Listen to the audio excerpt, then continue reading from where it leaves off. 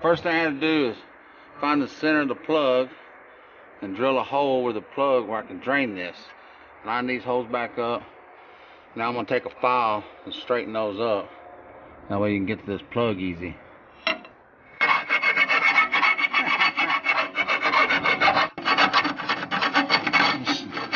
I like to have it a good smooth straight line between them, so I'm wanting to straighten it up a little. Now you got Carol lining up the drive shaft. I had to use this spreader porta jack, I think is what they call them, because it was really tight right here and down here. See the little scrape marks I got on my new diff? Damn it. And once I spread this, it slides right in and out. Now, once you get the drive shaft started on the spline, don't push it all the way in yet. We're going to put the bolt inside, and you're going to let the bolt pull onto the shaft, pulling the prop shaft in. And then we can come back and put these bolts in. So this is going to go in while this is pulling into it. Alright, once you get your prop shaft in and tight, you can come back and you can put this bolt, and this bolt in. And you can tighten those up. The back plate is going to bolt here and here. Jeffrey Line, this video is made for you. You've been asking for one, so we went ahead and made one. This bracket's going to go on here. You can put your 4 bolts in here, and then you can bolt this up right here. That's our next step. Small issue I'm running into is right back here. It's touching the differential before the bolt hole is lined up. It's a minor little thing. It can be fixed with a little grinder touch. I don't know if I want to grind it though. Have to decide.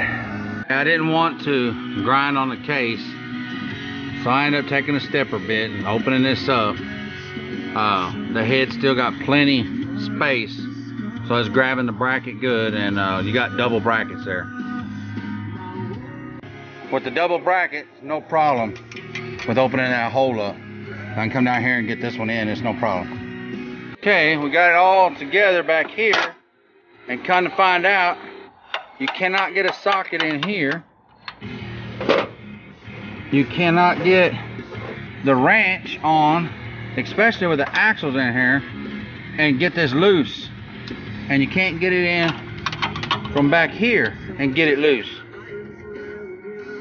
So it's going to be a real pain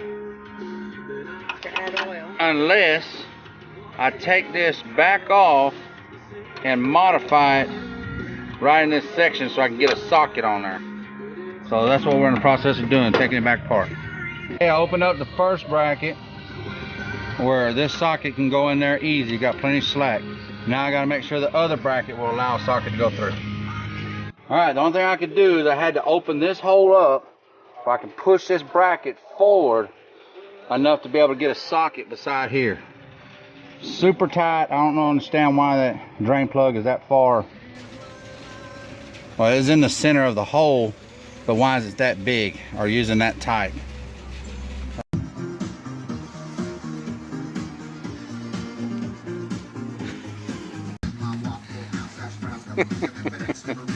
Dork. Okay, I end up cutting the little bracket off of the back, or the ears off the back bracket.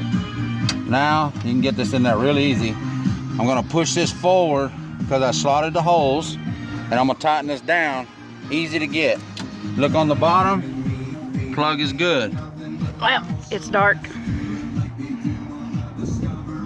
This is why I married Carol. She's got real small hands, so she can get in there and get them small tight bolts.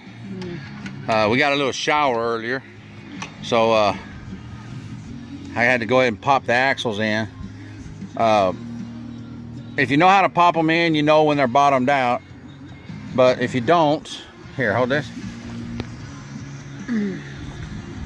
You can put these in and you bottom them out, and you can take a rubber mallet and you can hear that they're bottomed.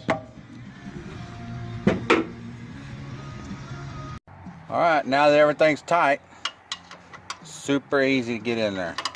Exactly what we needed.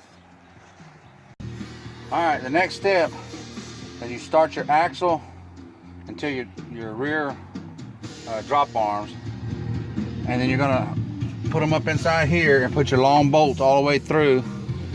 Put on the other side, put it through, tighten this up.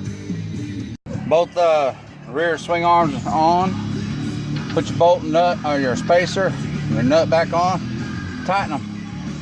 While Mark's goofing off, I'm going to take the shocks and put them right there. There was a 24 millimeter and torque it down.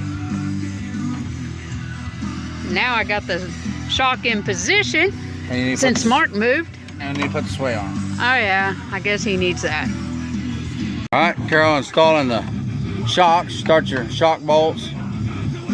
After the shock bolts, we will come back and put the sway arm bolts in. Don't forget your vent tube. Then we'll come out here, put the hubs and rotors on, mount your brake calipers, fill with oil, and we should be done. And you're giving me the Outlaws?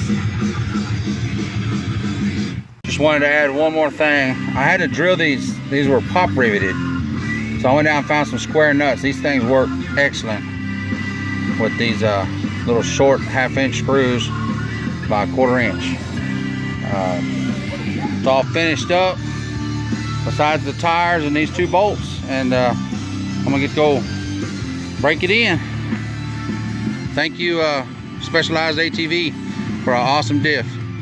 Yeah, first ride after the torque locker and the new rear diff. Now just gotta go break it in. Supposed to put 75 miles on the rear diff. Anytime you break in anything, you're gonna have a little bit of metal in the oil. Don't worry about that. Change the oil, you're good to go.